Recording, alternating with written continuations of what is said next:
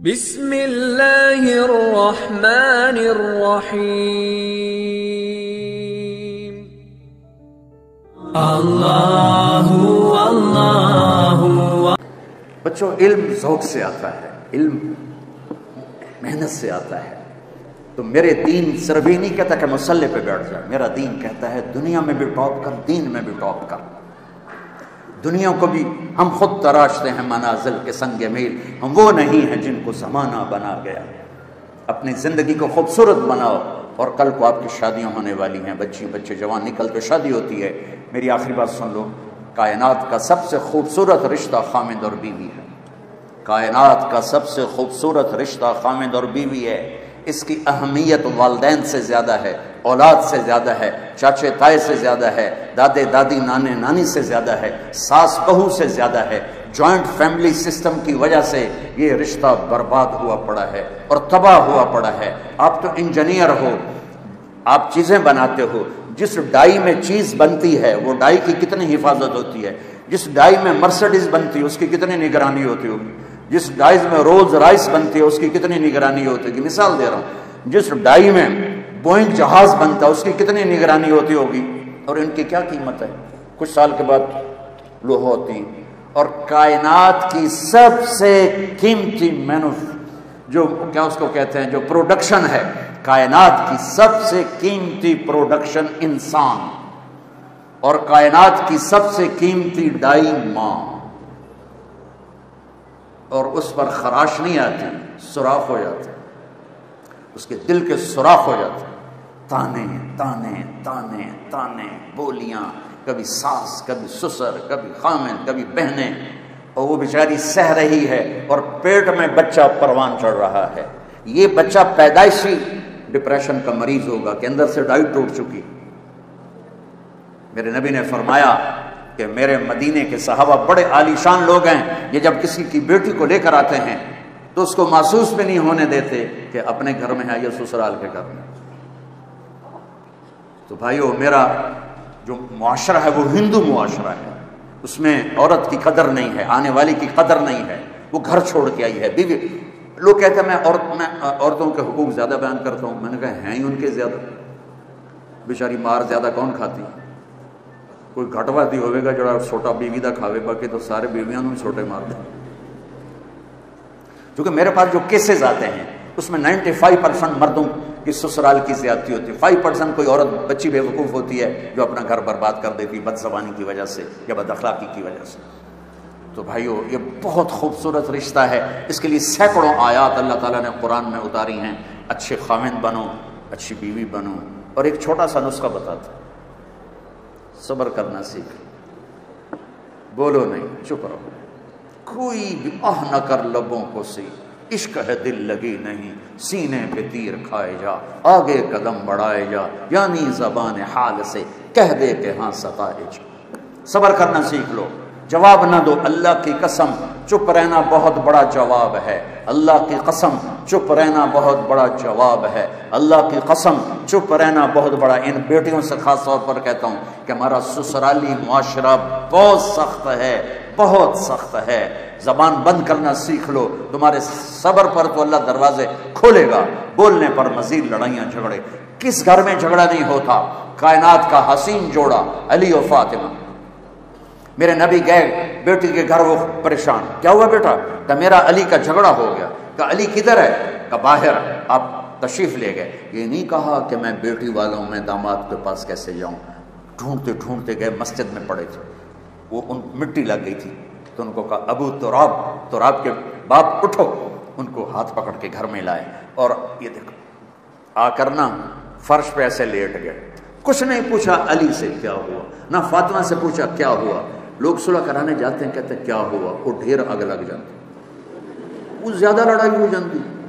تو میرے نبی نے نہ فاطمہ سے پوچھا نہ علی سے پوچھا، یوں کر کے لیٹ گئے، ادھر علی کو لٹایا، ادھر فاطمہ کو، علی کا ہاتھ پکڑ کے یہاں رکھا، فاطمہ کا ہاتھ پکڑ کے یہاں رکھا، اور اوپر اپنا ہاتھ رکھ کے فرمایا بولو ہماری صلح ہو گئی۔ سب نے، دونوں نے کہا ہماری صلح ہو گئی۔ آپ باہر نکلے ہنستے ہوئے، صحابہ نے پوچھا یا رسول اللہ، بڑے خوش نظر آ رہے ہیں، کہ علی و فاطمہ کی صلح کرا کے آ رہا ہوں۔ یہ جھگڑے تو جا کے جنت میں ختم ہوں گے، جہاں زندگی کی ابتدا تو ہے، انتہا کوئی نہیں ہے، محبت تو ہے، نفرت کوئی نہیں، جوانی ہے، بڑھاپا نہیں، صحت ہے، بیماری نہیں۔ آپ کو سب سے چھوٹا جنتی سنو، سب سے چھوٹا، ایک کمرے والی جنت سمجھ، ایک کمرے والی، یہ اس کا نام ہوگا جوہینہ، قبیلہ بھی جوہینہ۔ میرے نبی نے فرمایا سب سے آخر میں جہنم سے نکلے گا اور کٹ کھاندہ کھاندہ، اللہ معاف کر کے جب جنت کے دروازہ اس کے لیے کھولے گا تو آگے ایک نوکر ہو، اس کو دیکھ کر یوں ہو جائے گا، کہے گا سرکار کیا ہوا؟ کہ تم فرشتے ہو؟ کہے گا میں فرشتہ نہیں، میں آپ کا نوکر ہوں، پوچھو۔ تو آگے چلے گا تو ایسے لائٹ پڑے گی جیسے یہ لائٹ پڑ رہی، تو وہ پھر سجدے میں چلا جائے گا، کہے گا آقا کس کو سجدہ ہے؟ کہا اللہ کو۔ کدھر؟ کا یہ جو نور ہے اللہ کا ہے؟ کہ نہیں، یہ آپ کے گھر کی لائٹ ہے۔ آگے چلے گا 80,000 نوکر اس کو گاڈ آف آنر پیش کریں گے، 80,000 نوکر گاڈ آف آنر، اور کہیں گے آقا آپ کہاں رہ گئے تھے؟ ہم تو انتظار کر کر تھک گئے۔ کہے گا شکر کرو میں آئی گیا، بڑے لطر پہ جو میں نے، اور اس کے لیے کارپیٹنگ ہوگی، 40 سال اس پہ چل سکے گا۔ آگے ایسے تخت پر سونے چاندی سرخ یاقوت کا تخت ہوگا، ہائٹ کتنی ہو جائے گی؟ 130 فٹ، 130 فٹ ہر مرد عورت کی ہائٹ ہوگی، جس پر اللہ نے ابابا آدم اور اما ہوا کو پیدا کیا۔ ایک دفعہ نوجوان کہنے لگا ایڈے بڑے قد نو لے کے ایسے کی کرنا ہے؟ میں نے کہا تیرا تو قد ہے 5 فٹ 8 انچ، اور جب تو جنت میں جائے گا تو حور کا قد ہے 130 فٹ۔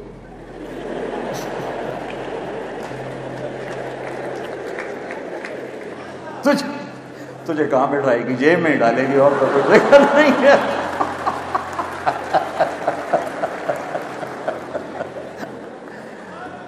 دیکھو بیٹو بیٹیو، ہمارا culture boy friend girl friend نہیں ہے، ہمارا کلچر شادی ہے، نکاح ہے، اور ماں باپ کی رضامندی کے ساتھ ہے۔ اور ماں باپ سے کہتا ہوں اللہ کے واسطے اولاد کی چاہت کا خیال کرو، جنہوں نے زندگی گزارنی ہے۔ قبول کیا ماں تو نہیں کہتی، بیٹی کہتی، قبول کیا باپ تو نہیں کہتا، بیٹا کہتا ہے۔ تو جس نے قبول کرنا اس کی چاہت تو نہیں، بس ایتھے ہی کرنی، نہیں تو جا ایتھے ہی کرنی، نہیں تو جا اپنے برادری میں کرنی، باہر نہیں کرنی۔ یہ بت توڑ دو اللہ کے واسطے، اپنے بچے بچی کی پسند کا خیال کرو۔ اور بچوں سے کہتا ہوں اتنے باغی نہ ہو جاؤ کہ کورٹ میں پہنچ جاؤ کہ ہم سول کورٹ میرج کر لیں گے، اگر ماں باپ نہیں مانتے ہم کورٹ میرج کریں گے۔ ماں باپ کی دعا نہ ملی تو کامیابی نہیں ملتی ہے۔ ماں باپ سے کہتا ہوں یہ اتنی شدت نہ دکھاؤ کہ تمہاری اولاد پس کے رہ جائے، جس نے کہنا ہے میں نے قبول کیا اسے قبول ہی نہیں، تو کیسے زندگی نبھے گی؟ قبول کیا واجب لفظ ہے، واجب واجب۔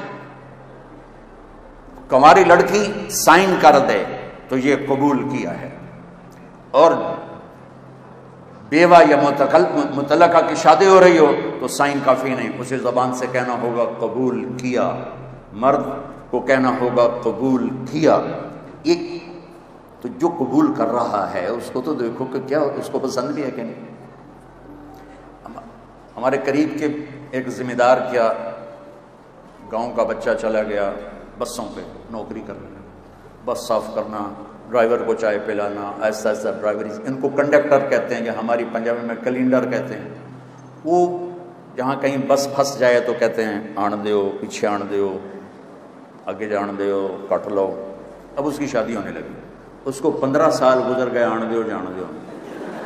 تو اس کے مولوی صاحب نے آخیا ہاں بھائی زینب بنت، میں سے فرضی نام لے رہا ہوں، زینب بنت غلام محمد نو 5000 تیرے نکاح جتا تو قبول کیتا؟ آندا جی آن دیو۔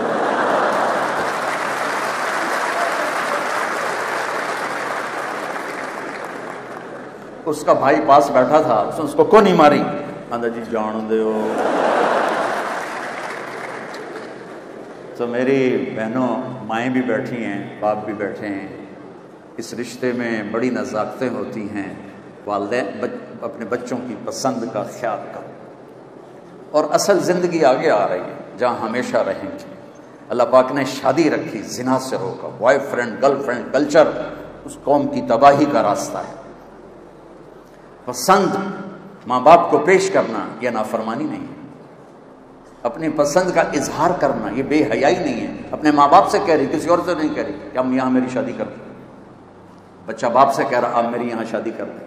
اللہ کے واسطے ماں باپ سے کہتا ہوں جھک جایا کرو اس وقت اپنی اولاد کے لیے کہ جنہوں نے زندگی گزر. میرے نبی نے کہا میں نے جہاں شادی کی, میں نے جہاں بیٹی کی شادی کی, پہلے جبریل نے آ کر اللہ کا حکم سنایا, پھر میں نے قدم اٹھایا. تو کیا خیال ہے جب وہی آ جائے تو اس کے بعد کوئی گنجائش ہے؟ جب مولا علی پیغام لے کر آئے شادی کا تو آپ نے کہا انشاءاللہ.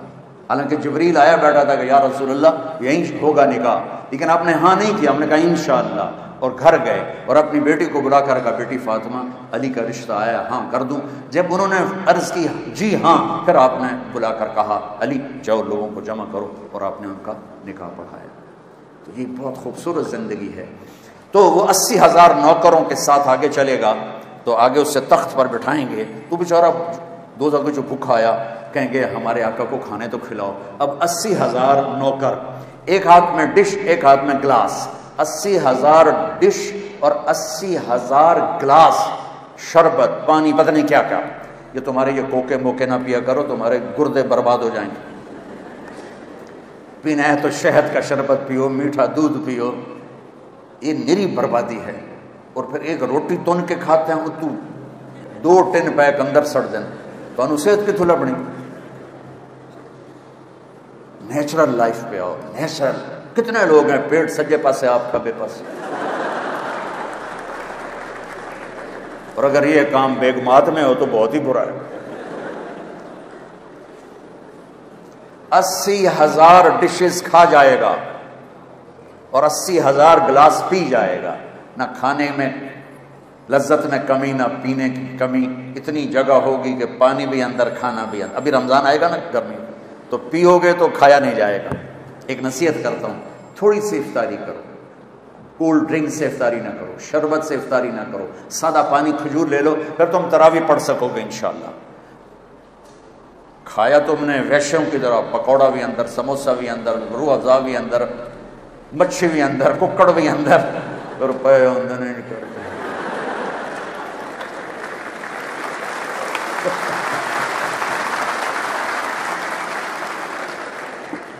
میری زندگی گزر گئی, میں آپ حیران ہوں گے, میں روزہ جون جولائی اگست, اب تو میں ہی آ گیا, میں چائے کے ساتھ روزہ افطار کرتا ہوں.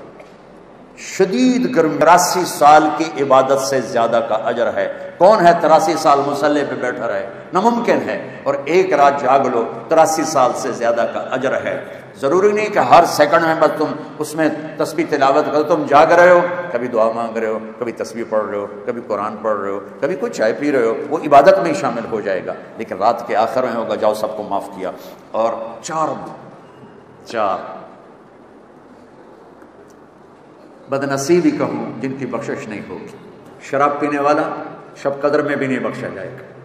ماں باپ کا نافرمان شب قدر میں بھی نہیں بخشا جائے گا.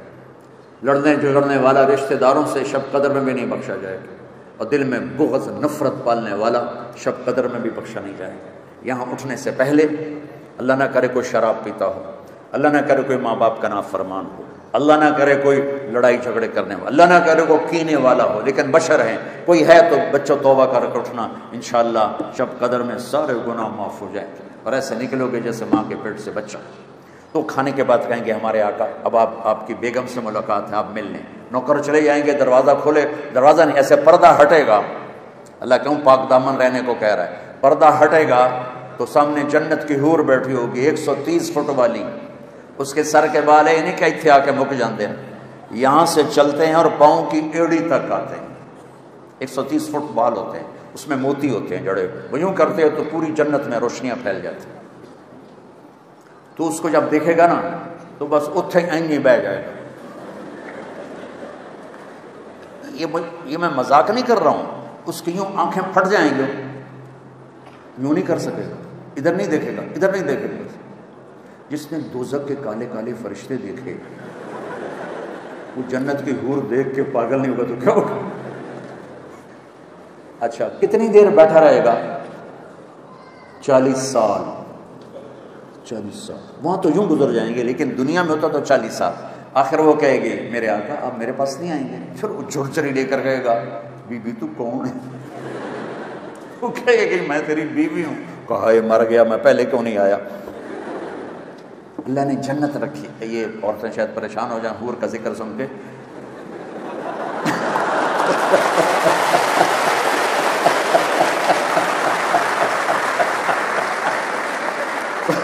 تو آپ کے لیے خوشخبری ہے، خوشخبری ہے، آپ بھی خوش ہو جاؤ.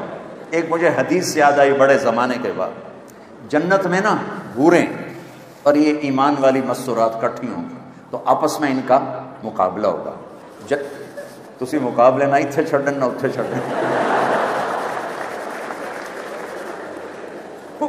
جنت کی حوریں کہیں گی ہم زندہ رہیں موت نہیں آئی، جوان رہیں بڑھاپا نہیں آیا، ساتھ رہیں ساتھ نہیں چھوڑا، راضی رہیں موت نہیں آئی. اب یہ چاروں باتیں دنیا کی عورت میں تو ہیں. اب یہ کیا جواب دیں گی؟ اما عائشہ رضی اللہ تعالیٰ عنہ علیہ السلام کا فرمان ہے کہ یہ ایمان والی عورتیں کہیں گی ہم نے نماز پڑھی تم نے کوئی نہیں پڑھی، ہم نے روزے رکھے تم نے کوئی نہیں رکھے، ہم نے وضو کیے تم نے کوئی نہیں کیے، ہم نے صدقے کیے تم نے کوئی نہیں کیے. تو اما عائشہ فرماتی ہیں کہ ایمان والی عورتیں جنت کی عورتوں پہ غالب ہو جائیں گی.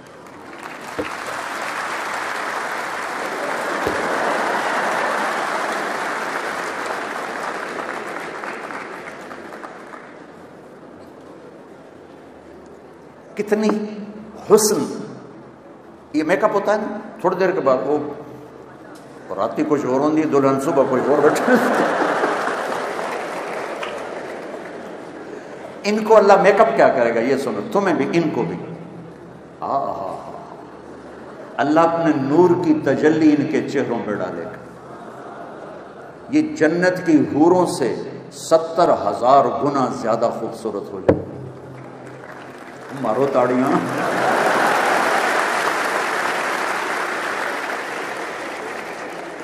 تو بچوں رمضان آ رہا ہے، اس کی خوب قدر کرو. اور جنت کے ہم ہیں جنت کے نکالے ہوئے. ہمارا گھر دنیا نہیں جنت. دنیا بنانے کے لیے جنت خراب نہ کرو، دنیا بنانے کے لیے جنت خراب نہ کرو. اور آخر میں 2 باتیں کرتا ہوں. ایک زبان قابو کرو، ایک دل کو صاف کرو، معاف کرو، محبت پھیلاؤ. بچوں کو آپس میں صرف محبت محبت محبت محبت. تو اللہ کی قسم یہ وہ جادو ہے جو سر چڑھ کے بولتا ہے. یہ ایسی ایک آخری حدیث سنا کے دعا کر. میرے نبی صاحب نے فرمایا بولو اسلام کا سب سے بڑا عمل کیا ہے؟ صحابہ نے کہا نماز. ہم نے کہا یوں کا نہیں. جہاد؟ ہم نے کہا نہیں. روزہ؟ ہم نے کہا نہیں. حج؟ ہم نے کہا نہیں. اچھا جی تو پھر کیا ہے؟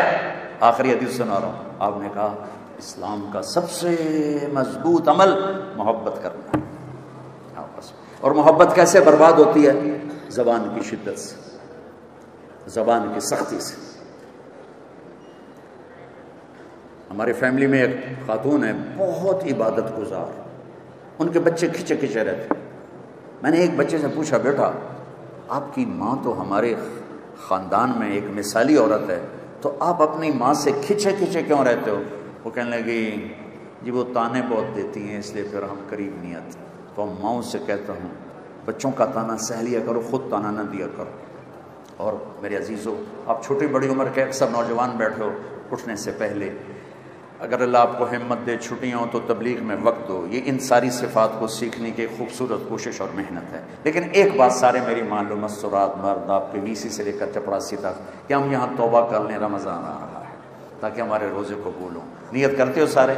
تو کہو یا اللہ میری توبہ، پھر کہو یا اللہ میری توبہ، پھر کہو یا اللہ میری توبہ. اچھا اب گھبرانا نہیں، اگر یہ توبہ ٹوٹ جائے پھر کر لینا، اللہ پھر معاف کر دے گا. جتنی دفعہ ٹوٹ جائے اتنی دفعہ مانگنا، اتنی دفعہ معافی ہوگی. یہ پلیٹ ٹوٹ جائے نا اس کو جوڑا جا سکتا ہے الفی کے ساتھ، لیکن نشان نظر آئے گا. اور اللہ توبہ ایسے جوڑتا ہے کہ نشان ہی نہیں چھوڑتا.